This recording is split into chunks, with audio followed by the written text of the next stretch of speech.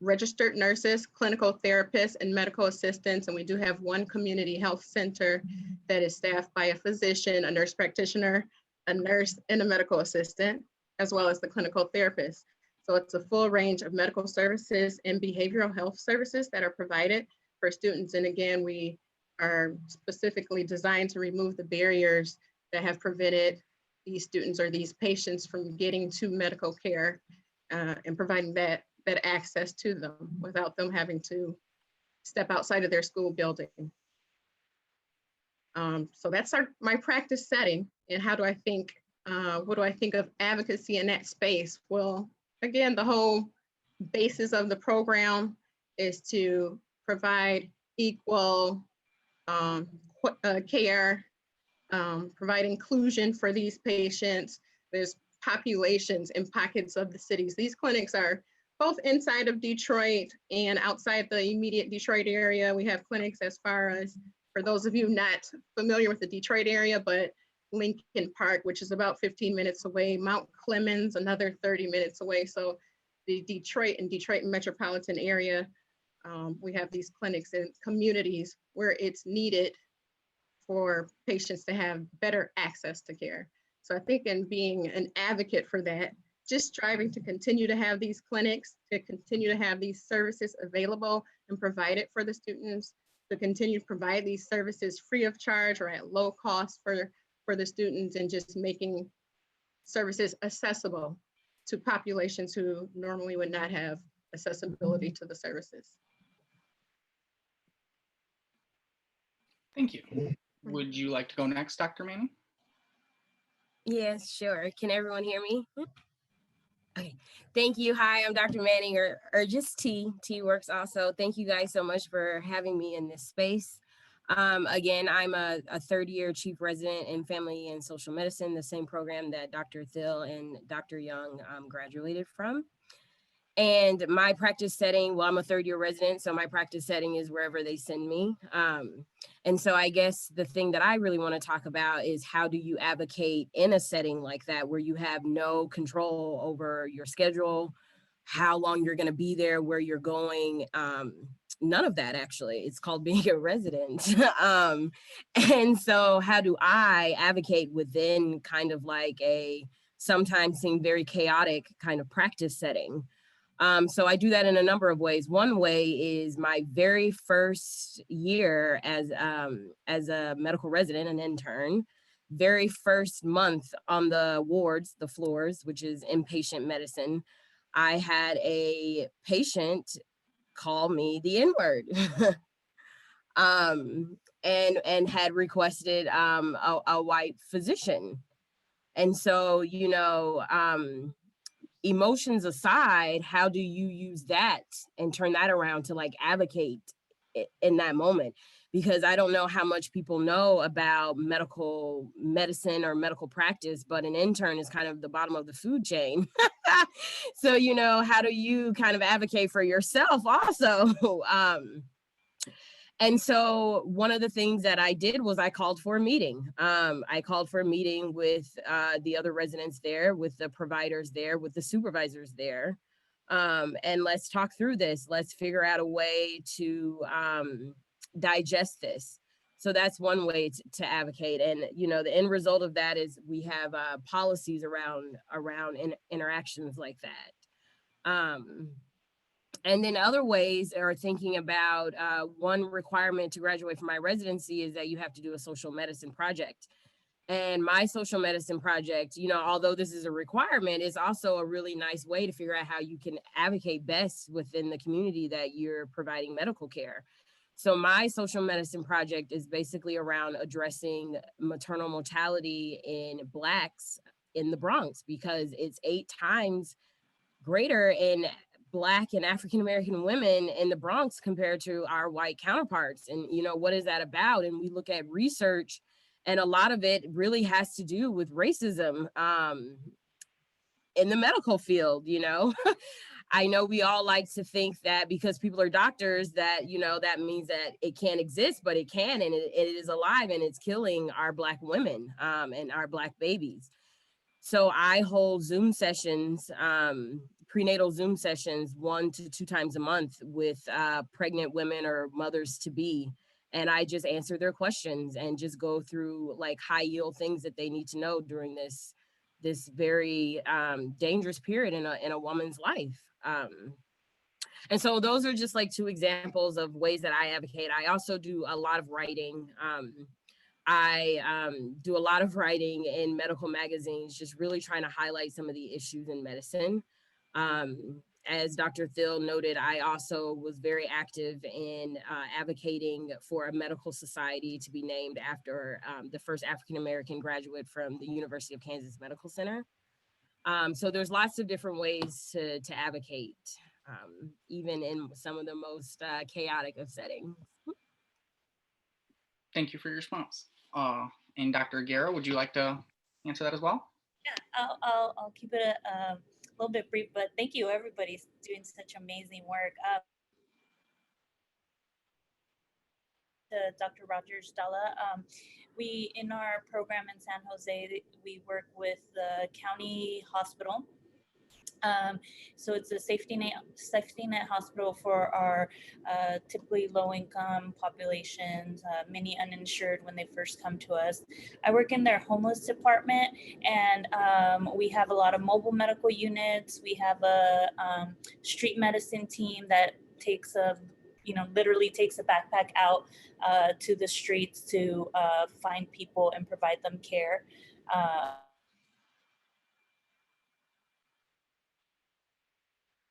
Ways, both social work, medical care. I'm a psychologist, so part of what I do in my role is working on engaging individuals to be able to better engage with their providers.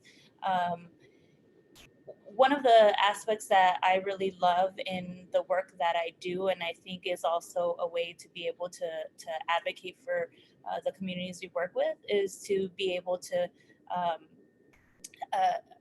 work with the community, and it's been really an honor to have them allow you to come in, because it's really when you're working with a population that has been so marginalized and has a lot of distrust of the medical system. I think it's really an honor when they allow us to be able to work with them and side by side with them. So part of what we do whenever we're looking at really engaging a community that maybe has not been served equitably or has really been left out of our typical settings is really working kind of like a grassroots organization and going to the community members, getting buy-in, and having the members of the community really define what the care is going to look like. So we have, for example, we have a mobile clinic that works in the migrant fields for agricultural workers that are seasonal and kind of travel every 3 months. We actually shifted our services and started providing evening clinics so that they wouldn't lose a day's work when we went out to the community. So we were able to advocate within our system to be able to get individuals evening differential hours so that they can work with the population, to be able to get a bilingual differential, for example, for the providers that are working in those areas, to also be able to incentivize more of our providers to be able to work the evening hours with those populations, to really provide a great team and be able to advocate. We also have vans, people up from different campsites or migrant farms to bring them to the bus location, so that we can minimize some barriers. So I think just in terms of how our programs practice, much of the advocacy is around how do we create these structures and spaces where people can feel comfortable and feel like they have invested in those programs.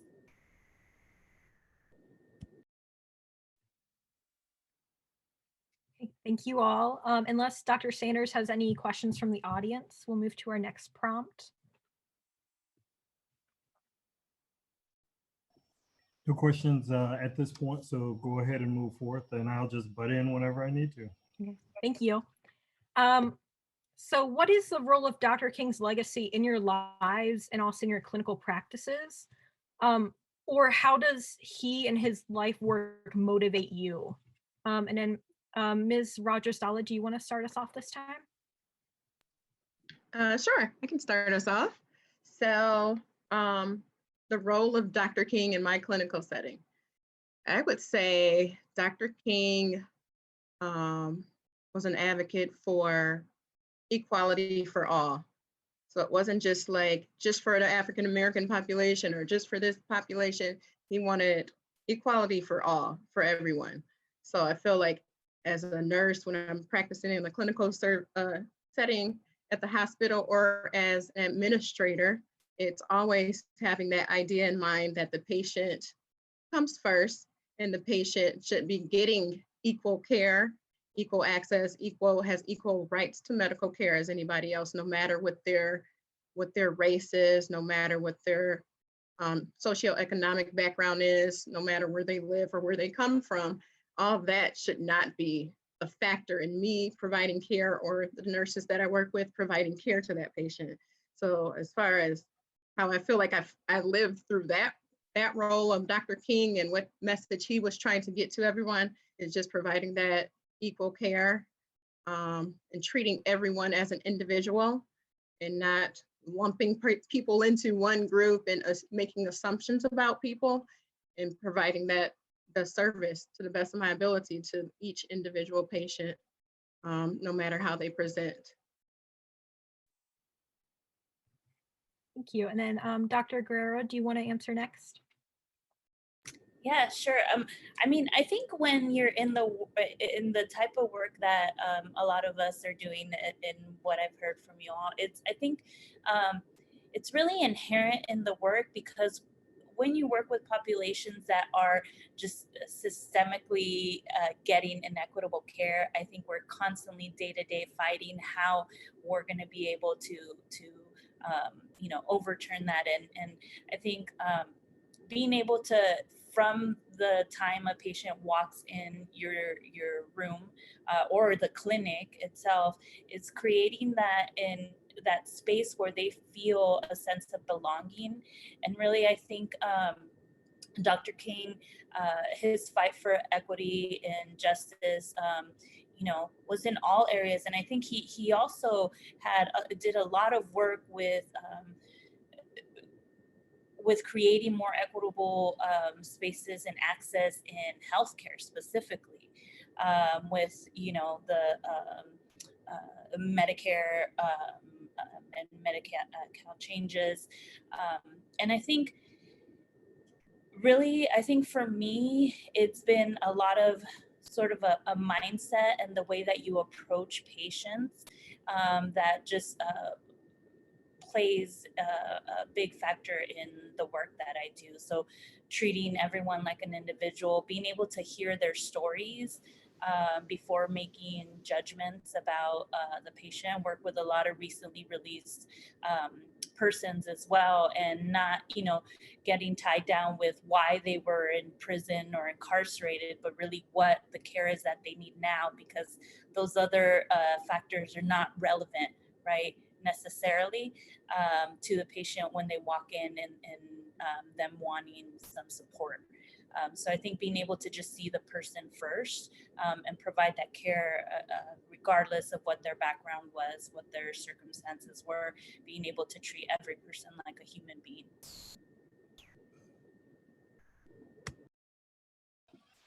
All right, Maggie, I got a question that just came across. It was actually text me, but this question states, so what do we need to address in our health programs to work to address inequities and inequalities, and how do we best equip our students to address the systemic issues in our healthcare system? So this question will go to Dr. Manning and Dr. Young. Hi. So excellent question. So I think in terms of like, how do we prepare our students to like be able to like address some of these systemic racism issues. I think a lot of it is going back to the question that we were discussing just now about like, how do we think about MLK and how do we keep him motivating us? I think service is a big thing that it was like a huge part of the message that he was trying to trying to spread. And so with that being said, I think students need to be engaged in service because MLK like really talked a lot about action, love and action, and like serving communities. And so I think through service, you can really start to begin to address some of these issues.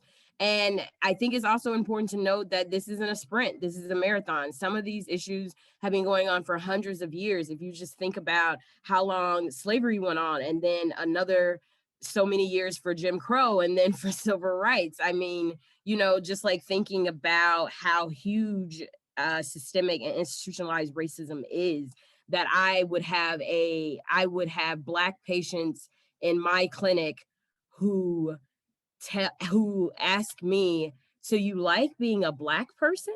And so just thinking about how deep that goes, not only with thinking about systems that oppress communities of color, but thinking about the internal struggle with that as well. So I think engaging in service, showing up, showing people that you care.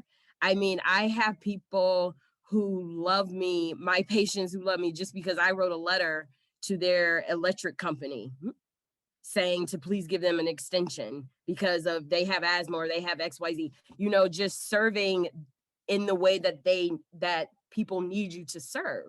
And I also think it's also thinking about, you can't tackle it overnight, you know, it has to be almost in chunks and stages, and it also has to be a very consistent effort. Dr. Young, would you also like to answer that?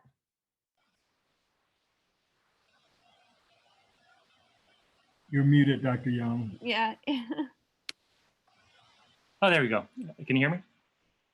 Yes. Yeah, I was just saying, wow, this is such a great discussion. Yeah, you know, I think linking, I guess, both, these last two questions.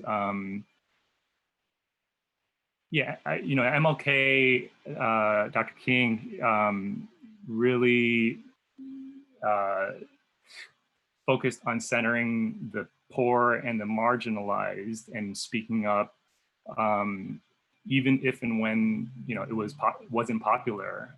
And I think carrying that with us, whether, you know, it's on, you know, larger fights that are going on that we're, you know, joining, or, you know, in one's own practice setting, you know, within the confines of one's job, or, you know, just immediate institutions that you're working within, really makes a big difference. And yeah, it goes, you know, for me, it has frequently gone back to, you know, a lot of what everyone here has been describing of equity. Like, you know, Dr. Guerra, you mentioned your clinic explicitly going out to the community to reach the folks who are and have been historically and, you know, currently excluded from a lot of the resources, a lot of the healthcare for many reasons. Yeah, and, you know, and always keeping those ongoing dynamics in mind, and you know, staying true to those. I guess, you know, for instance, I mean, this is a very recent example. I mean, this is kind of getting into the weeds, but for instance, with the pandemic, a lot of clinics across the country have transitioned to doing a lot of telemedicine. So patients, rather than coming into the clinic to avoid the exposure we're seeing a lot of patients via, while they're at home and we're in the clinic, et cetera. But then that goes into kind of reimbursement levels, et cetera. And there's been, I've noticed in various practice settings, currently a trend towards phasing out phone visits because it's reimbursed less than, for instance, video visits. Now, what that policy in practicality has done or starting to do is that it really has contributed to this inequity and excludes people who, for instance, a lot of our patients, there's a lot of elderly folks who, don't have access to video for many reasons or the ability to, navigate that. And as well, obviously, many patients who are, poor and or just don't have a smartphone. These are the folks that on many levels oftentimes are already marginalized. And so I think keeping that in mind and speaking up when these things are happening for various other reasons, it may put one up against, other kind of agendas that are going on, but I think it's important too. And, and also,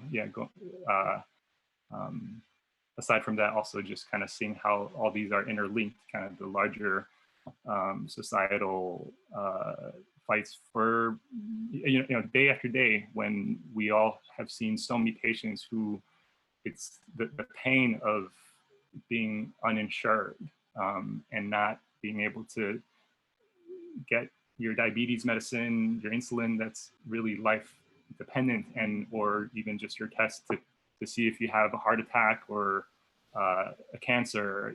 It's just day after day seeing the pain of this uninsurance and underinsurance for years now. It weighs on so many people in the community as well as all of us who are seeing it. So kind of linking these larger fights and always holding in mind these, the folks who are, experiencing this is one thing that I think is always been really crucial. Can I jump in?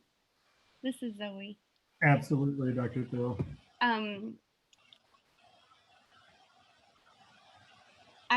I think about Dr. King's legacy in my work in part recognizing that service is a huge component, and yet it's not the only piece of the puzzle. That he aimed to render poverty completely obsolete, right? Like, we want to serve to achieve an ends in which there is no more poverty. There is no more unequal distribution of things in general. And so, I think about that element of his legacy in terms of trying to work on fixing broken systems that decide that this group of people has this and this group of people has more.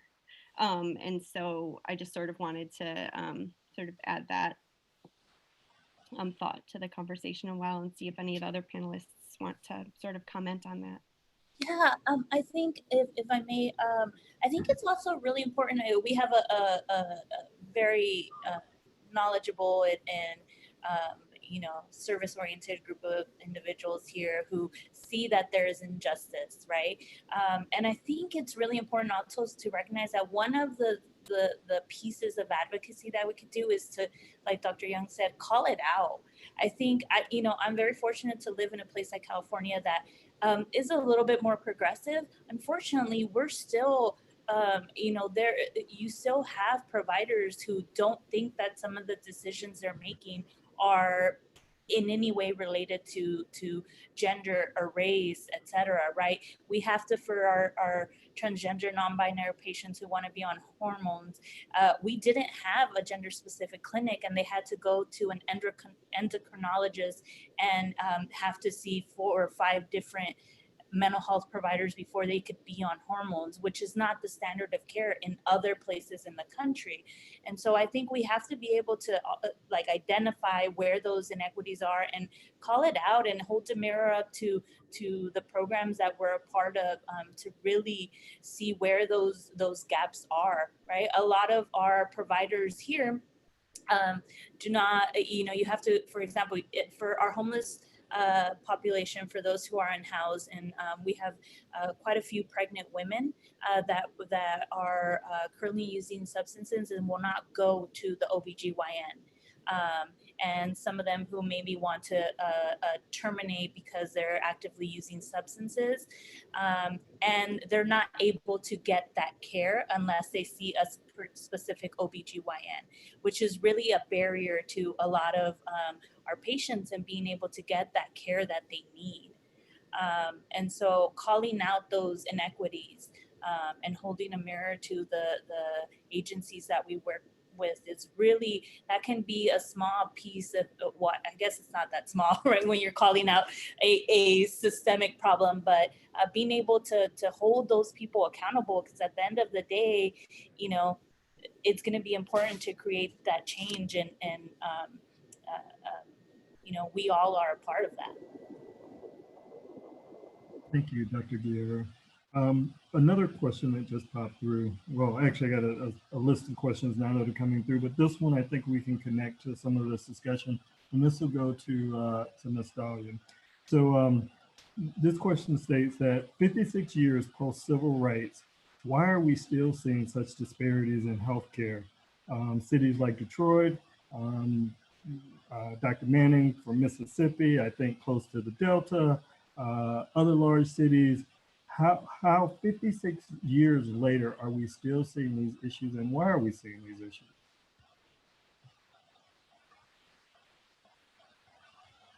And I'm sorry, did you say that question was? That's for you. Okay. That's all. Okay. Well, my perspective in Detroit, as far as the disparities, I think there's a population of people that are conditioned to mistrust the healthcare system. I have to go back to my first experience as a nurse. When I first became a nurse, I worked in the emergency room, right in one of our largest hospitals, right in the middle of the city, right in the neighborhood. I grew up 7 minutes away from this hospital, but I was in my own bubble where I didn't realize that our communities had such a great population of people who just didn't go to the doctor regularly. They would come to the emergency room for anything from a cold, a sore throat, a splinter, just because they're not accustomed to going to the doctor, a regular doctor's visit, their primary care physician for these things, so they come to the emergency room. But I think it's been a condition or a long-standing trend, whether within their families, within their communities, of mistrusting the healthcare system. And it could be how maybe a family member was treated or something that may have happened. A lot of things that have come up recently with the COVID-19 vaccine is African Americans have brought up the Tuskegee experiment. So there's a lot of mistrust in our communities where we just don't go to the doctor because we're not going to the doctor. There's an urgent need to come when there's maybe minor things that you come to the hospital for. So the doctors who may not be from these communities are seeing patients who just are not, how do I want to put this, accustomed to interacting with doctors and physicians. So you have it on both ends where you have the community, the population, a mistrust there, the medical community at these hospitals that don't understand these populations. But it's just been a long-standing just trend of this going on, and how to break those barriers. For me as a nurse, along with advocacy, I believe in educating. There's so many things that you would assume people, such as the patients, wouldn't know, just about receiving medical care, about their own health conditions, conditions that may affect them, their families, their children, their parents. And it's just really something as simple as educating them about certain things and services and resources that are available to them. One of the other panelists mentioned earlier about prenatal care and having that available for people. I mean, in the postpartum environment that I work in now, there are patients who come in and they've had no prenatal care. They've been pregnant for 9 months, have not seen a doctor until the day they deliver their baby. And that is like a huge disparity there. It's just a breakdown and education, a breakdown in what patients are willing to trust or information they're willing to take in from doctors, just because they've had this longstanding history of mistrusting that may have been passed down from generation to generation to generation. So I believe in current day, breaking that is educating those patients, providing that safe space for them, letting them know that you are an advocate for them, letting them know that there is equal care and equal access for them would help to eliminate or lessen that disparity there for some of those communities. Thank you, Ms. Dollar. Dr. Manning, we're going to push that question out to you as well. And again, I think your history or your you coming from the state of Mississippi, which has had some of the worst health outcomes for decades, as well as I want you to add in the component of education and politics to that and how that plays into these health disparities. Yes, of course. So it's so interesting. I was just going off about this the other day about how Mississippi ranks like 49th to 50th state and like every healthcare outcome imaginable, like even HPV vaccination. Not we're the 49th or the 50th state for even just like vaccination. I mean, it's like everything: diabetes, obesity, hypertension. Gosh, the list goes on. And so thinking about it from a political standpoint, okay, I know you guys, you know, who is it, our senator or somebody who's like totally pro lynching, wanted a front seat. I mean, these are the people that we have in office, you know, who are like representing our state. So I think politics has a lot to do with it, especially when you think about who has wealth and who has jobs in the state of Mississippi. So thinking about, I think this is a great example. I used to work for a financial planner in Mississippi, and I had recommended an African-American friend of mine for a position there. He had just graduated with his certification for financial planning. And the white employer would not hire him because he had dreads. And she actually spoke that to me. So I think like the racial oppression and people who are in office who keep that going has a lot to do with the horrible health outcomes in the state of Mississippi. I mean, we have a person in our program now who fled from Mississippi because they're LGBTQ, just because they couldn't get doctors to even see them. You know, and that is like really wild when you think about the people who are in power are homophobic, racist, you know, like the list goes on. And people go to the polls and vote for these people, and it just keeps going. I mean, even for Christmas, I took my partner there, and he was just flabbergasted just looking at the stark difference between a white neighborhood and a Black neighborhood in my small town in Mississippi. And so I think that has a lot to do with it. The other thing is education. Okay, so another great example, I got thrown out of my history class because the teacher, a white teacher, told us that the KKK was never created to terrorize Black people. It was a Halloween costume. And because Black people got scared, that's, you know, how this all started, but it was never their intention. So, you know, spewing lies, totally trying to alter history. So if you're someone who doesn't, you know, really doesn't have the level of self-motivation or doesn't have the resources, it really comes back to resources. I got all of my education out of the state of Mississippi. When I was 18, I left, and I have not been back since. And I am not proud of that for many reasons, because the state of Mississippi needs doctors like me. They need people who actually get it, and they need people to educate people who actually, you know, who can maybe try and get it.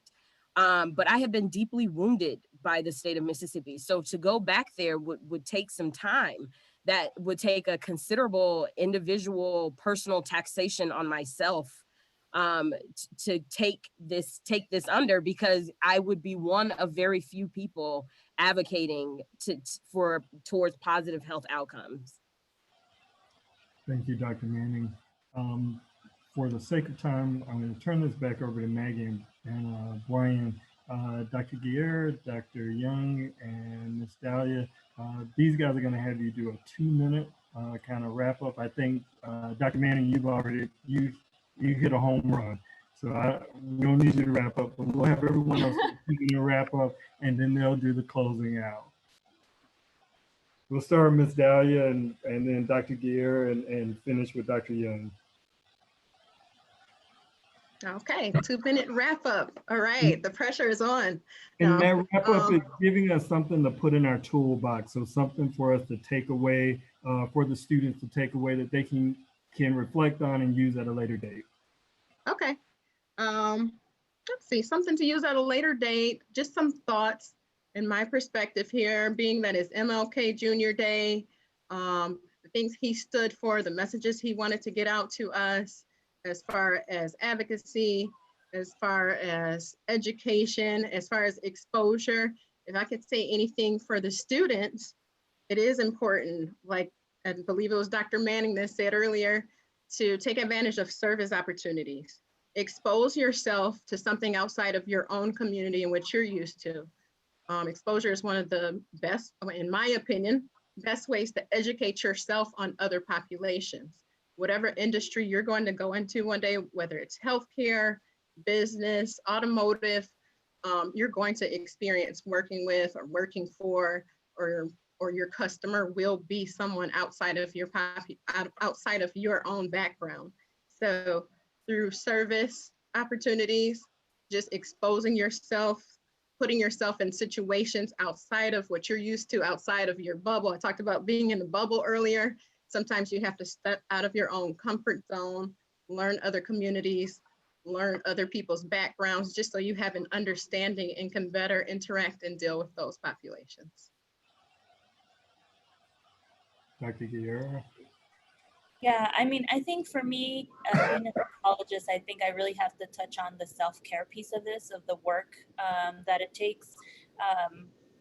Like Dr. Manning said, it can be very taxing emotionally, spiritually, physically, to really fight against the injustices and to right the wrongs that that there have been in history, and try to make change. And it is that marathon. It is an uphill battle that we're continuously working on. And I think for me, one of the pieces of advice I could give is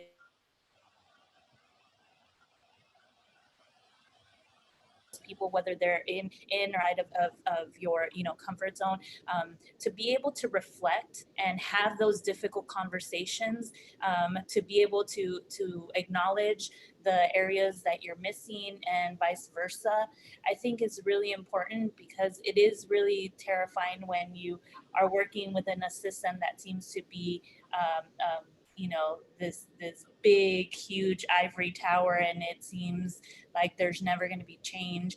But there has been a lot of change. There has been change, but there's still a lot more to do. So make sure that as you're doing this, you're taking care of yourself, you're reflecting, you're working on also improving as an individual, because you're only as good as as good to others as you are to yourself, right? So be able to work through those internal barriers, to be able to tackle those larger grand systemic barriers that are really seem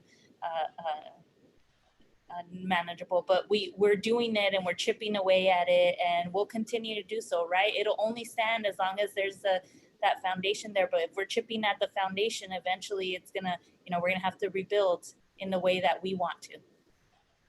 Thank you. Can I jump in here? Sorry. Dr. Thill.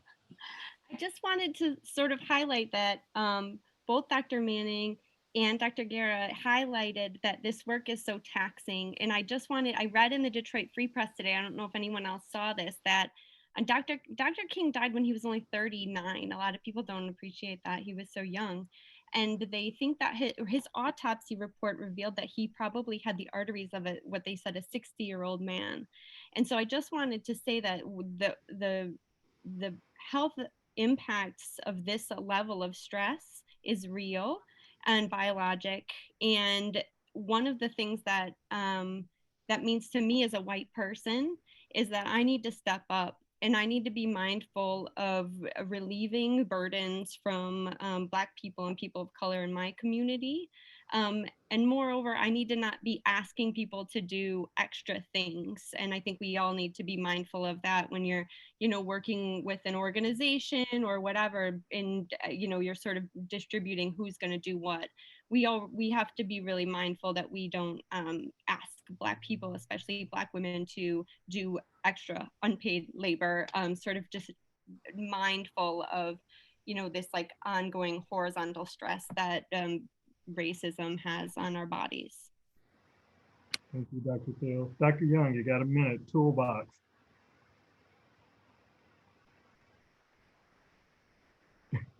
You're muted, Dr. Young. Typical. I keep on forgetting that. But anyways, just thinking back on that last person who contributed a question, and yeah, this feeling of exasperation after however many decades that we are where we are at. And I guess tying it into like one thing to carry with us is that I've found for myself is really to stay humble and recognize the larger things that are going on. And so, we're trained in the health sciences and so focused and in our clinic room, and applying everything we've learned and recognizing that there's so much that's upstream of that, that is so affecting on what's happening ultimately. And we're preventive care, but in essence, we're almost like emergency care. There's so many upstream issues that are so historically longitudinal. We can work and see so many patients and families and kids with asthma repeatedly in the emergency room. And to take a step back and really just see what's going on in the community and the people that are fighting, the community organizers, the tenants organizations that are joining together to make their landlords really get rid of the mold. Right, that's on a scale of hundreds of our patients, and the kids aren't going to need to go to the emergency room anymore. And we keep on trying to treat and help their asthma when there's an exacerbation, all these medicines, but recognizing there's always this link and always this fight on different scales in the clinic or whatever our setting is and out, and to really link the two and break through this thing we've inherited to be very compartmentalized in what is health and what is our job, and really keeping true to that on whether it's a power plant that was being constructed in one of the towns near my clinic, again, obviously in a town that is lower socioeconomic level, as it always is, right? Whether it's communities of color or not or whatnot, it's just there's just so many things ongoing that important to just keep in mind and link them together and speak up and keep moving forward together with all the folks on the ground doing the work. Thank you, Dr. Young. 1 minute, Dr. Manning, by popular demand. People want you to give them something to put in their toolbox, and then we're going to turn that over to Maggie and Brian. So good, because I have something and it'll take 1 minute. So find what drives you, figure it out and run with it. It doesn't have to, you don't have to take on everything. Take on the thing that you are most passionate about. And for me, that has been writing. I really shook up the dean at my medical school when I published an article about racism in medicine. Okay, so, find what motivates you and run with that and really be good at it and make a difference in the way that feels good to you and the way that you know how to do best. All right, Maggie. Brian, do you want to start? Sure. Well, I'd like to start by thanking the panelists for taking time out of their busy schedule to be here. It was nice having you, and I think there was a lot of great feedback and responses. I'd also like to thank the audience and the different student organizations for making it. And I'll pass over to Maggie to finish it out. Thank you to the Integrated Physiology and Health Science and the Healthcare Administration departments. They really worked along with the Diversity and Inclusion Office to make this happen. Also, again, a special shout out to Dr. Thill for organizing this and getting all these great voices here for us students and administrators and educators to listen to. And then for Alma College students, be on the lookout for more sessions like this in the future of interprofessional sessions. And then the Pursuit of Racial Progress workshop is like this same Zoom, so stay on for that as well. And thank you all.